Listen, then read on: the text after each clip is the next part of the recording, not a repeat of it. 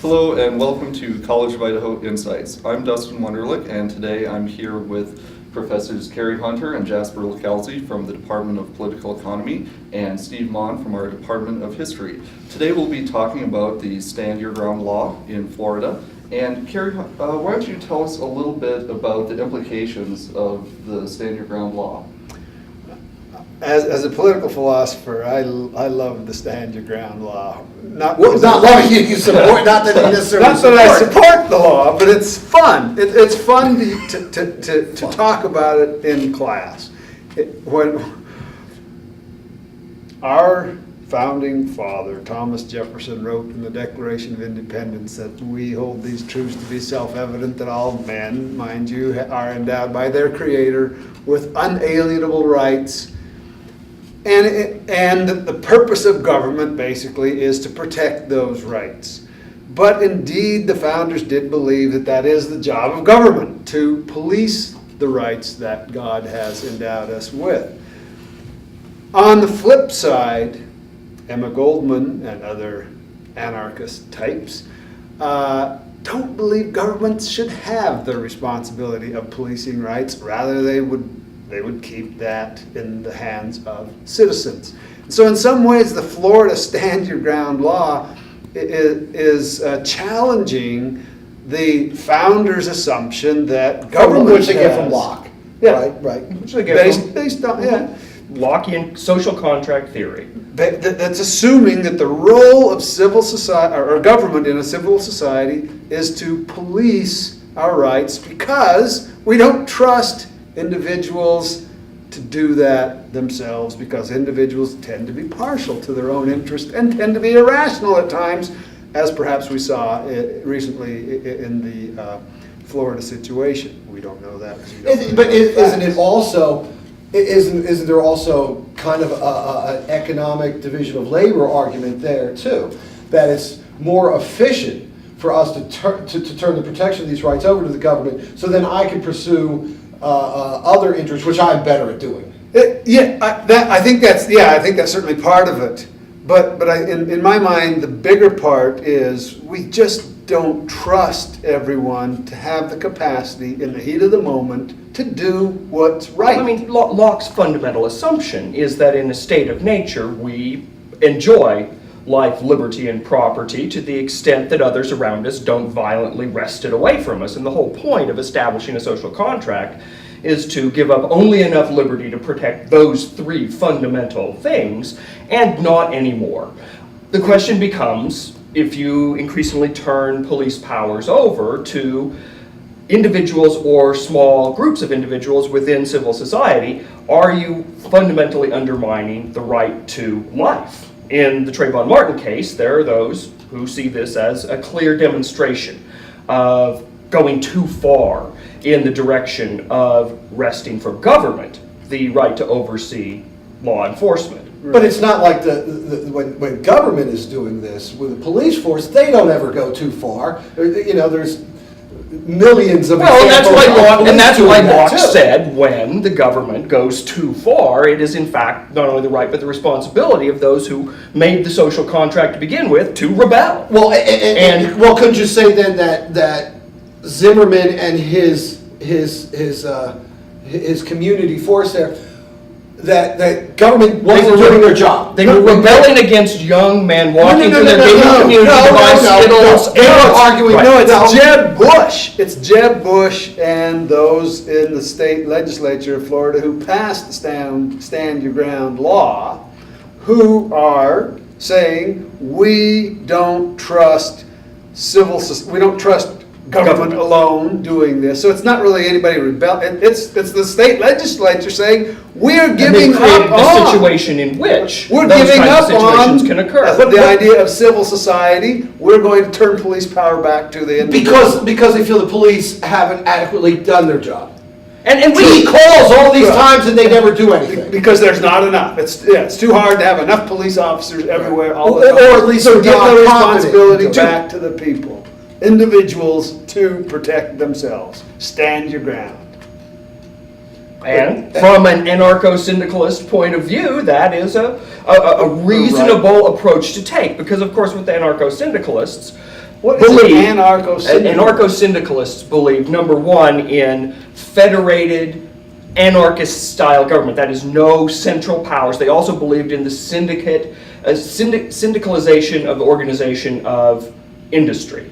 So essentially, rule of individual factory units and productive units by workers. So I mean, it's a Democratic broad- socialism's the Well, same idea too. It is, but it's not ideologically pure. Right.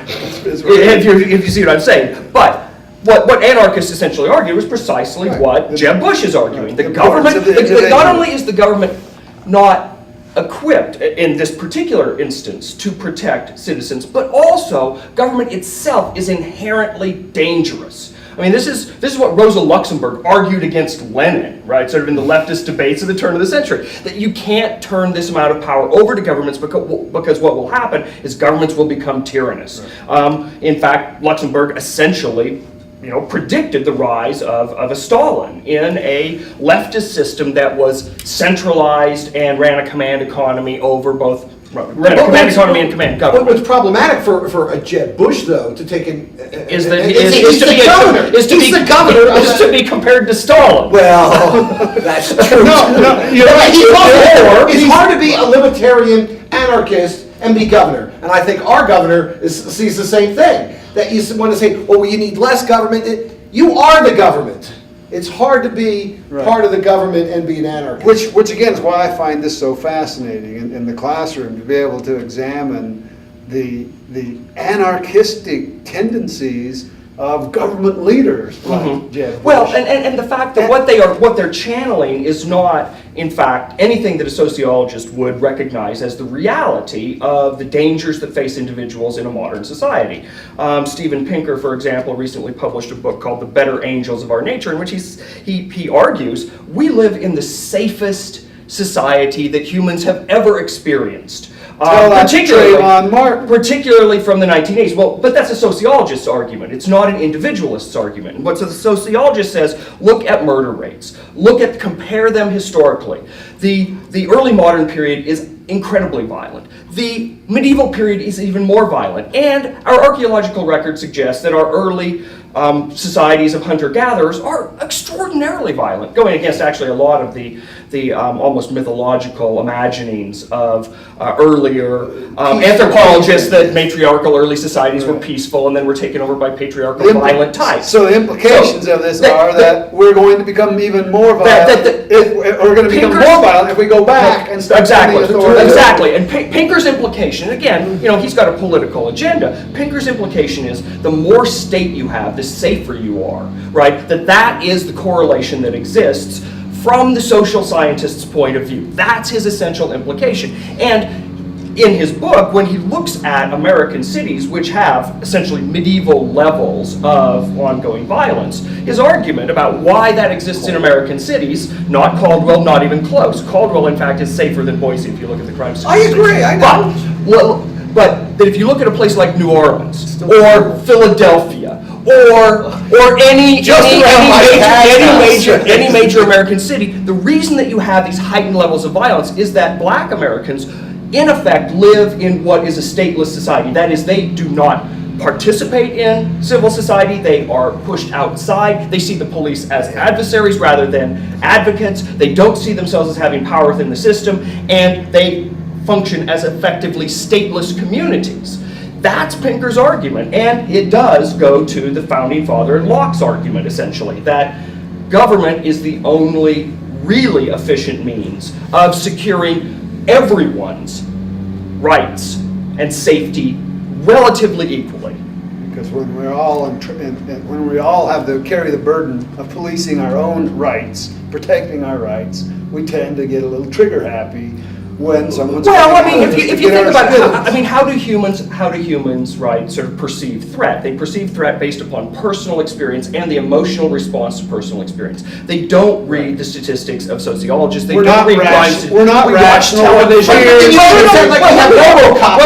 the police force. But we do have it's not that we're not rational. It's that the input that we get into our rational calculation is highly skewed by mass media. Which is the same as by the people who are in the police force, though. No, my Have the point. same, and getting the I same agree. inputs. I So agree. you say, oh, well, we'll turn this over to the government. The Well, government's made it, that's why governments have clear understandings, which are built into our Constitution, that those who acquire power are not to be trusted. They are to be policed themselves by outside, non-involved oversight bodies. That, in fact, by turning this level of power and violence over to the police, you can never trust them, in fact, to not Which be is- corrupted which is by the why- exercise of which- power. Another one of the great insights of the Founding Fathers in building a government based on separation of power. Right, and with oversight by the judiciary to make sure that those executing the law truly are executing Exactly the law. so. But my point is that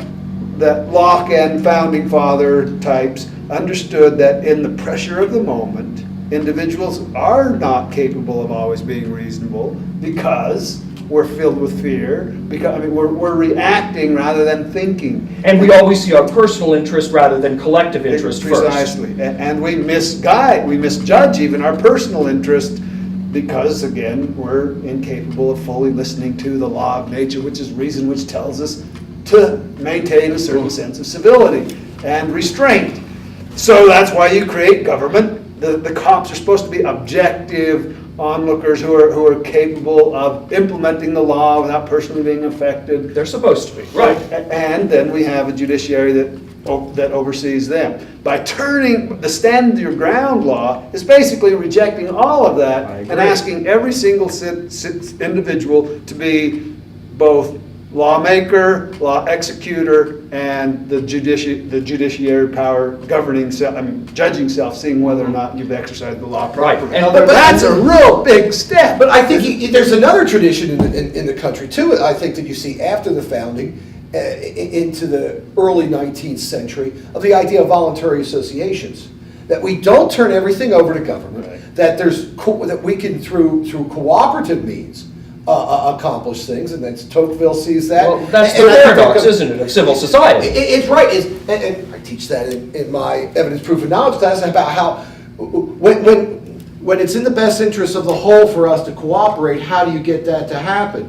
Do you have a third-party enforcer to make that happen, or do we have some kind of internal values to make us look Well, to do the- things? I But mean, for the most the- part, we reject using voluntary associations to do the policing of our rights. Right, and that's- and something that one of we have the- decided right, is and this is- government's job with some. But check. there was a And time when I think there was more of policies. Right, and violence in general, in society, the incidence of murder, the incidence of violent actions against individuals was significantly higher than it is today. And But the precisely only because variable of there that. was, and that's the only variable that It's, counted for it's, that. it's, Pinker's argument is that is the major variable. That is the most He's a significant sociologist. variable. And He is a psychologist, and actually. Oh, evidence. I know. Evidence, symbol variable of- evidence of Pinkerton's argument can be found in the fact that homicide rate in Florida has increased ever since they passed the Stand Your Ground law. Again, single variable Well, analysis. this is what everybody who doesn't Yeah. want to look at the power of statistics and analysis says. Well, that's probably not the only analysis. What those who defend concealed carry laws is well, there's no way to measure how many crimes are prevented by the fact that criminals fear those who are packing heat. But there's no way to measure that. Of course. But there are ways to measure differences between different countries and their legal environments and their attitudes towards policing and towards there's access still other to violent variables means. there that you- There that are are, hard to there control are, for. but the larger question is, if you say, well, there are all these variables, do you throw up your hands and say, well, we don't do any you analysis? control for those variables. You should just cancel the rest of your classes for the rest of the year. No, then we become historians. But no, what you do is you control for those variables. So then you can And isolate this is it to the cause exactly of what one. Pinker is arguing. That should Controlling be for done. other... He says it should be done, that he doesn't necessarily do it himself. That is a matter for criticizing him specifically after having read his work. As compared to you just bow to him. I'm not bowing to anyone. I'm To merely psychology. pointing out that Yeah, you know me. I bow to the psychologist. So I mean, the real question that the stand your ground law is raising is, how do we want to protect ourselves? And clearly, we can't seem to be able to do so well enough with the established police force that we have. Do we keep creating a larger police force, or do we give everybody a gun and turn them all into a police force in and of themselves? But I think what a Pinker would argue is that the problem is there isn't a problem to the extent the stand your ground law types argue there is. Because what they do is they watch the sensationalized reports of violence on television, and taking those in individually perceive a violent environment. But if they were to actually look at social statistics, they would see that there actually isn't a need for these laws. And I think that's what the police there were saying too. When Zimmerman keeps calling them up and saying, hey, I got this, and they're kind of, again, seeing it from a much broader perspective. Yeah. Yeah, you're in a gated community. Yeah, there's a couple kids there. It's not a real. Well, and problem. I have some friends who live now in Star, and they live behind a gate. These are perfectly liberal, enjoyable individuals. They own no guns, but they have neighbors who in the neighborhood association are saying we should put gates up on the sidewalks as well as on the street. We need to keep people out who don't own property in this gated community. There are kids skateboarding. They are disturbing my peace. We need to close this down. And the whole notion of civil society as a collective endeavor for a nation is breaking down in America with the rise of gated communities, with the rise of private security, with the rise of the privatization of military forces, with privatization itself. And that sometimes is a heretical thing to say in America. Well, but the problem, that's what's happening. Is people in those gated communities are less likely to pay, they don't want to pay higher property taxes for police or school, because they have all their own. Right. And what you have seceding is from the nation. And they also complain when the local government says to them, well, you have to pave your own roads because you're behind a gate. Well, no, we pay taxes too. Well, you can't have it both ways. But evidently in America you can. And that, of course, is one of the great American dreams, having it both ways, right? We don't want to pay taxes to King George, so we're going to fight a revolution. And then when taxes go up 100% within a decade, you need to have Shays Rebellion and other rights sort of pushback. Americans are the original want to have it both way types. They're the original tax cheats and dreamers of great dreams of utopias. Great example in the paper today. The U.S. Postal Service, losing all kinds of money, wants to close all these rural post offices. Where are these post offices? They're in very conservative communities who want to have lower taxes and want to cut the deficit, but they save our post office. It's important for our neighborhood. And why cut other things. And why is the Postal Service, sort of in such a hole? Is it that it cannot deliver service? And the answer is no. It breaks even on its operations. It's because Congress has required the Post Office to pre-fund 50 years of retirement benefits because they want it. This is an ideological move with regard to how you run an operation, which of course no corporation in fact does. This is one of the reasons why things like United Parcel have such an advantage. This goes back to the whole argument too. The role of government there. Is it the role of government to really be running a post office? When it's 1789 and really the only communications in the country is by post office, you could argue, hey, that is vital. Is it still but UPS vital? isn't going to open up an office in these little towns where there are post offices and people want to keep them open. And where it takes too much fuel. It's not fuel efficient. Right. That's why they need Well, high-speed exactly. internet That's why UPS doesn't serve those. It's as simple as That's why that. they need high-speed internet service. So that's what the government should take over now. Exactly, and which is what the governor here and others have talked about. Connect Idaho, which to me does seem like a logical extension from the post office to a role of government to help the communications. I might actually buy that argument. Very few of your arguments do I buy, but that one I might buy. The ones you It's a do, pretty cheap one. Right, but It's not easy. It's not hard to refute. I mean, It doesn't cost very much. when you buy, I never see any of the money. It's not worth it. It's like, hey, I forgot my wallet, Jess. Always. Could you buy the drinks, please? Well, on that note, thank you for participating Well, in you'll this have to buy them discussion. now. And thank you to Or all of Dustin our will be viewers. buying them. Have a That's good day. right.